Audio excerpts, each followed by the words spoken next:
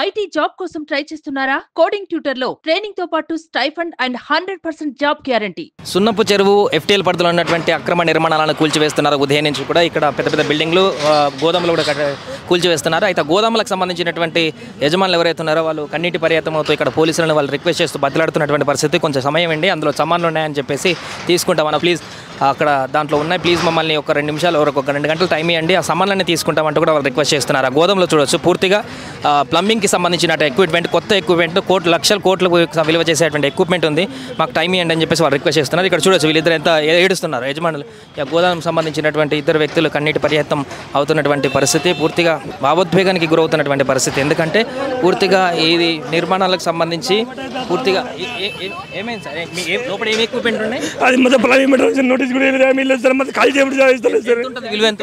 4 కోట్లు అని చెప్పింది, 4-5 కోట్ల ముందు ఏం చెప్పలేదు, నిన్న ఏం చెప్పలేదు సార్. నాకు అసలు ఏమన్నా ఆల్రెడీ పోయి అడిగినా ఉంటా, ఆఫీస్లో పోయి అడిగితే మీరు లేదు చెప్పింది నాకు ఆల్రెడీ. అయినా ఇప్పుడు డైరెక్ట్ వచ్చి కొట్టిస్తారు సార్. ఆయన ఒక 2 గంటల టైం అసలు అడిగింది సార్, ఇస్తలేదు సార్. అసలు 1 గంట ఇప్పుడు ఇస్తలేదు సార్. ఆయన అసలు 1 గంట టైం అడిగితే ఇస్తలేదు సార్. ఆయన నిన్న సాయంత్రం మీకు ఏం నోటీస్ ఇవ్వలేదు? ఏం లేదు సార్, అసలు ఇవ్వలేదు సార్, అసలు ఏం నోటీస్ లేదు, ఏం లేదు సార్. దానికి కొద్దిగా అపాయింట్ చెప్పలేదు సార్. అది వాళ్ళు ఉద్వేగానికి గురవుతూ బాధపడుతున్నటువంటి పరిస్థితి. గోదాంలో ఉన్నటువంటి సామాన్ తీసుకునేటువంటి టైం ఇవ్వండి ప్లీజ్, మేము తీసేసుకుంటాం, చాలా విలువైనటువంటి 4 కోట్ల సామాన్ ఉందంటే కూడా వాళ్ళు రిక్వెస్ట్ చేస్తున్నటువంటి పరిస్థితి. ఇంకోటితో మాట్లాడదాం సార్. ఎంత విలువ ఉంటుంది సార్ సామాన్? ఎంత విలువ ఉంటుంది సామాన్? దగ్గర 2 కోట్ల వరకు ఉంటాయి. నిన్న ఏమి ఇవ్వలేదు నోటీస్? మీకు ఏమీ లేదు సార్, నోటీస్ లేదు, ఇన్ఫర్మేషన్ కూడా లేదు. మందికి ఎన్ని గోదాములు ఉన్నాయి మొత్తం లోపల? మంది ఒకటే గోదాం ఉంది మొత్తం. ఇంకా పక్కన ఏమైనా గోదాములు ఉన్నాయి? పక్కన ఇంకా రెండుది, అది కూడా మంది ఉన్నాయి.